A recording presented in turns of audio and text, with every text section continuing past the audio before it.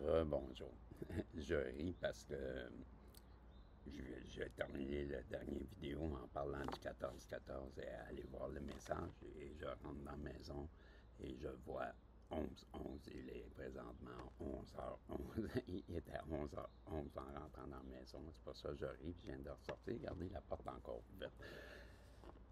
J'arrête pas d'avoir des synchronicités comme ça. Des heures miroirs, là. Puis des chiffres qui se répètent, wow, ça arrête pas. Ça arrête pas. Puis ça arrête pas. Des synchronicités, là, depuis que mon éveil, là, c'est débile. C'est fou comment que j'en ai. Comment je pourrais dire? Je vous parlais de Sandalphon, Métatron, et que Dieu a emmené. Je m'excuse, il y a un avion qui passe. Moment présent. Ça fait partie de la technologie d'aujourd'hui. C'est drôle parce que en plus, là, tu sais, avec l'élévation de la planète, là, on parle que les systèmes sont appelés à changer. Puis je crois que ça serait bien.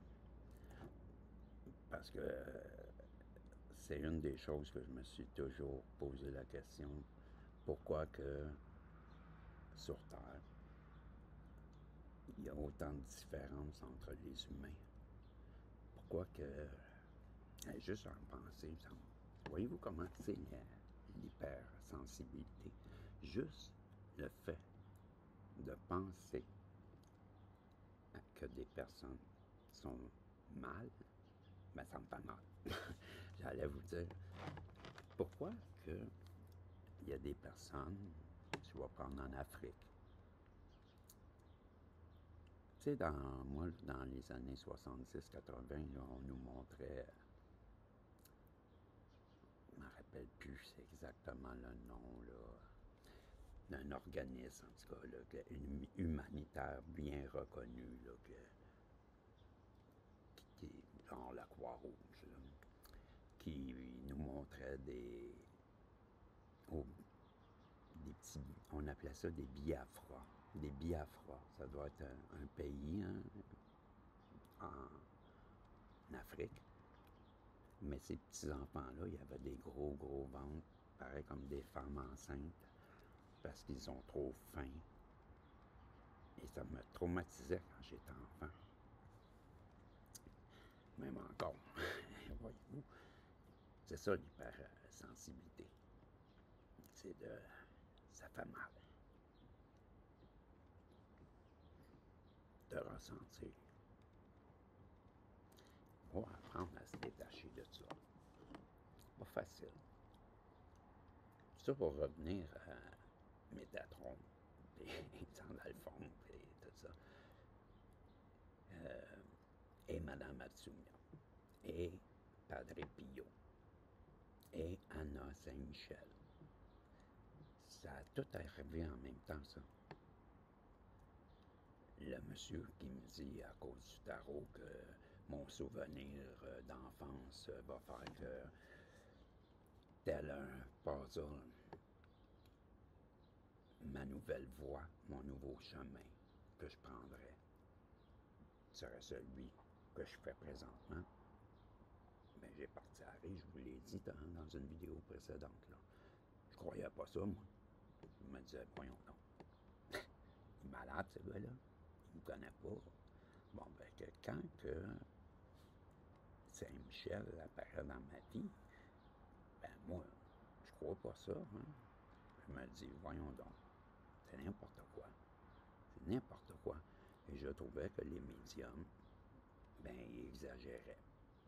Puis, ils nous lançaient des lignes à pêche, là, comme un hameçon ou un leurre. Puis nous, ben, les poissons ont mort.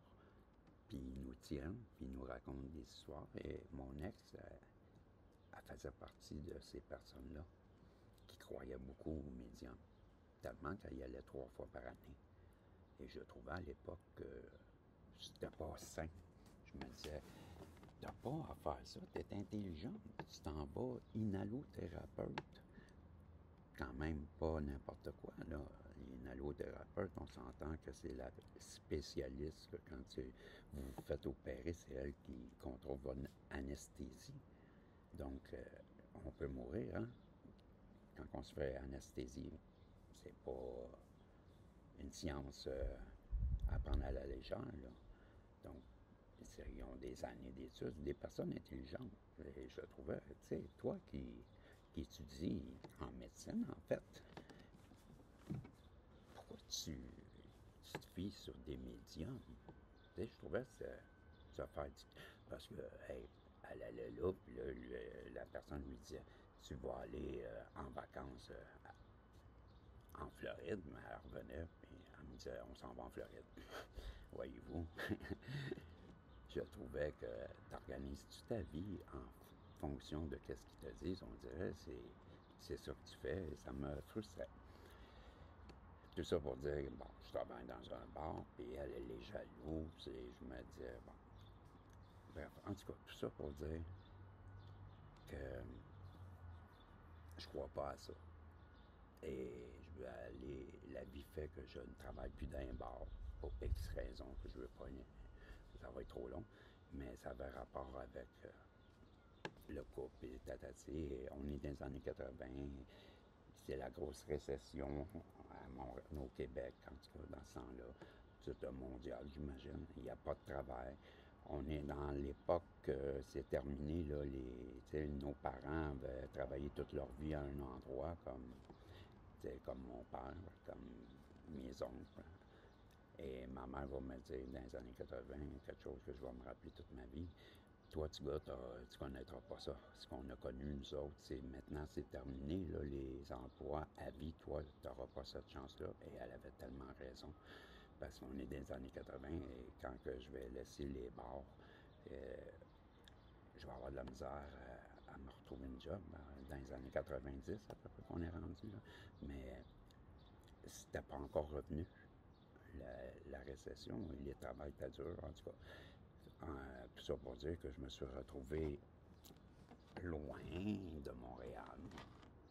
C'est parce que Québec, c'est grand, là. Et bon, et je suis dans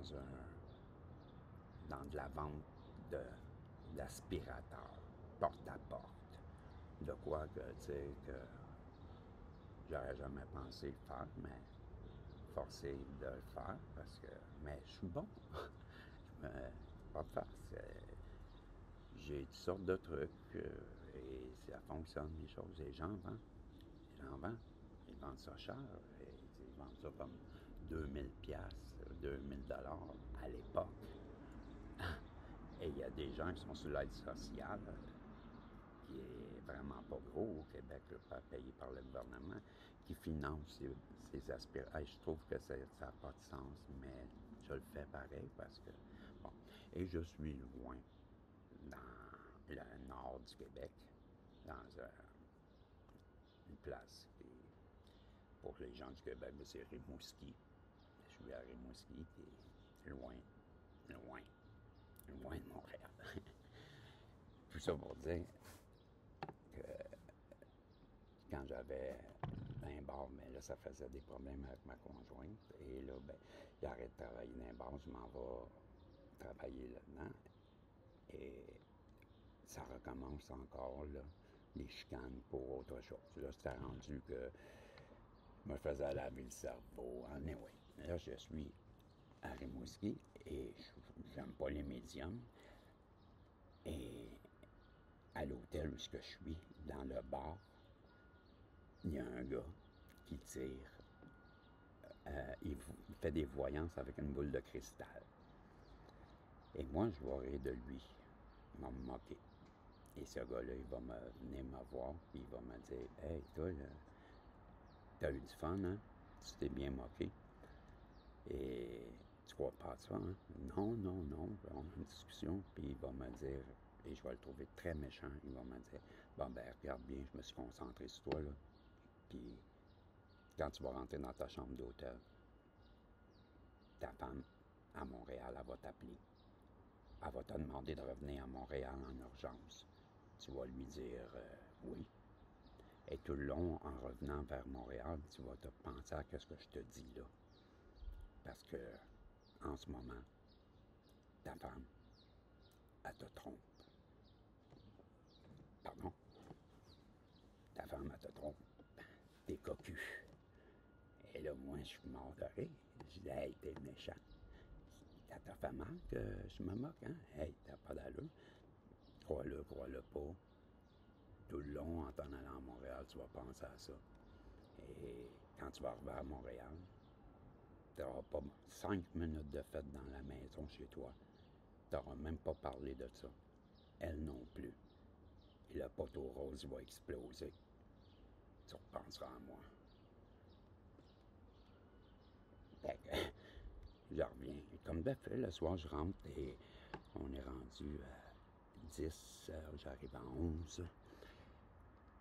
Mais je reviens à Montréal et je pense à ce qu'il m'a dit. Et effectivement, elle m'avait appelé pour me dire maintenant, elle est rendue dans les hôpitaux, à travers comme une allothérapeute, elle a connu des docteurs. Et madame, elle s'est fait opérer le nez et elle est défigurée, elle a mal, elle a besoin de son homme, j'ai besoin de mon homme, et ben, moi, automatiquement, c'est ma femme, je reviens. Et je me mets à réfléchir comme il m'a dit. Le médium de la boule de cristal, que tu vas penser à moi tout le long, puis rappelle-toi-en. Et je me dis ça tout le long. Hey, c'est-tu bizarre? Aïe, aïe. Mais quand j'arrive à la maison le matin, je la vois défigurer les yeux au beurre noir qu'on appelle, et enflée. Elle m'avait même dit, j'ai l'air d'un trou de singe. Et quand je l'ai vu, je trouvais que oui. Bref, elle me demande, peux-tu m'aider à aller me laver? J'aimerais prendre un bain. J'aimerais ça que tu m'aides à me laver. J'ai dit oui. Et elle m'a demandé d'aller chercher des sous-vêtements dans son tiroir. J'ai été, mais il faut que je vous raconte qu'elle, à toute fois qu'elle allait se faire tirer aux cartes, elle écrivait un résumé sur un papier. Puis elle me lisait que je trouvais que ça va inutile parce que j'aimais pas ça. Que je me disais, ben, t'es pas obligé de me le lire tout le temps. Mais elle y tenait.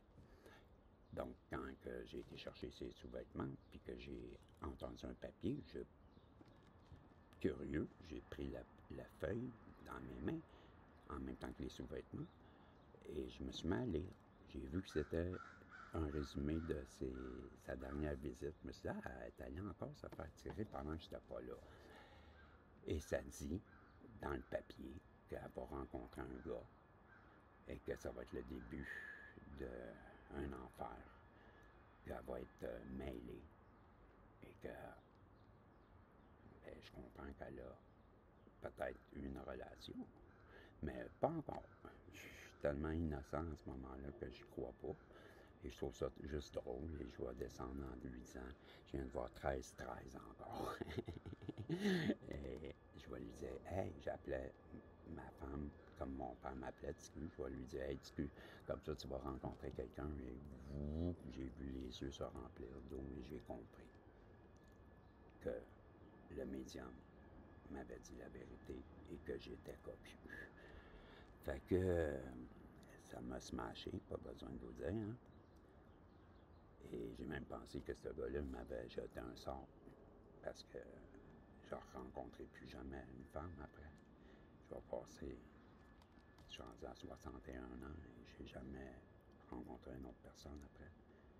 J'ai tellement été blessé profondément que j'ai plus fait confiance. J'ai plus fait confiance. Je vous en reparle dans une autre vidéo. OK? Fait que, salut.